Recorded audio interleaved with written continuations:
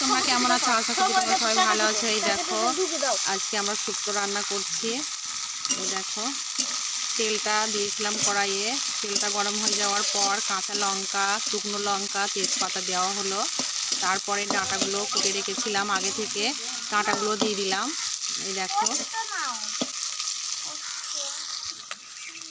এই দেখো এবারে আলুগুলো দিয়ে দেব, কড়াই দিয়ে দেবো। এই আলুগুলো আগে থেকে ভেজে রেখেছিলাম।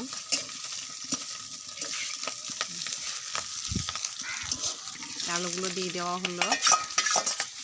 এবার যে সবজিগুলো আমি ভেজে রেখেছিলাম সেই সবজিগুলো হলো কিশোরীর আলু, গাজর, এখানে হলো তোমার কাঁচকলা, দেখো তোমাদের স্পষ্টভাবে দেখাচ্ছি, গাজর, কাঁচকলা, মটরশুঁটি, বেগুন, তারপরে কলাই ডালের বড়ি, উচ্ছে আর কিশোরের আলু। এবার এক এক এগুলো সব দিয়ে দেবো।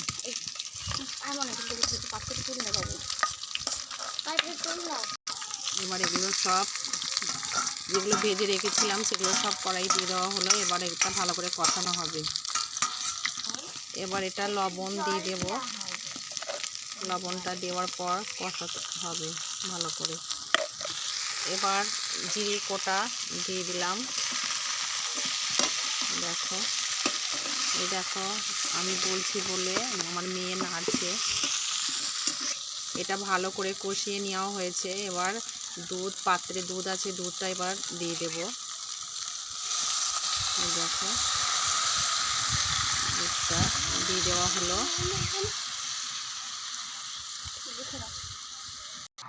আদা রসুন পেস্ট করা আছে সেটা এবার তরকারিতে আমি দিয়ে দিলাম।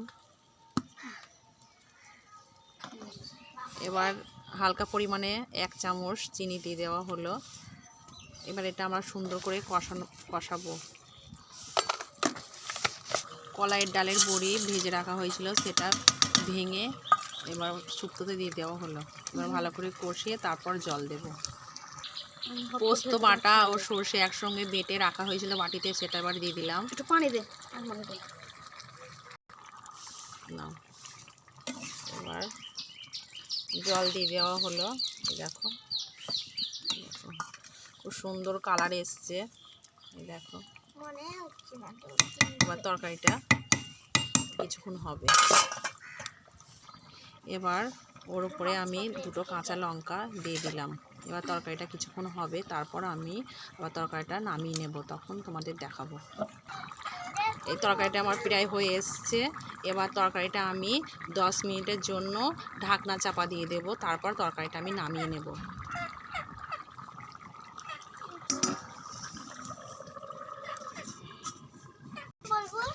এই দেখো আমি বেগুন ভেজে রেখেছি। আজকে আমাদের শুক্তো রান্না বেগুন ভাজা, চাটনি, পাঁপড়। এই দেখো বেগুনে যে তেলটা বার হয়েছে দেখেছো? ওই তেলটা গরম ভাতের উপর নিয়ে খেলে দারুণ লাগে। এবার তরকারিটা হয়ে গেছে, এবার তরকারিটা নামাবো। তার আগে কিছু ঘি বা অল্প পরিমাণ ঘি দিয়ে উপরে নামিয়ে নেব। ঘি দেওয়া হয়ে গেছে।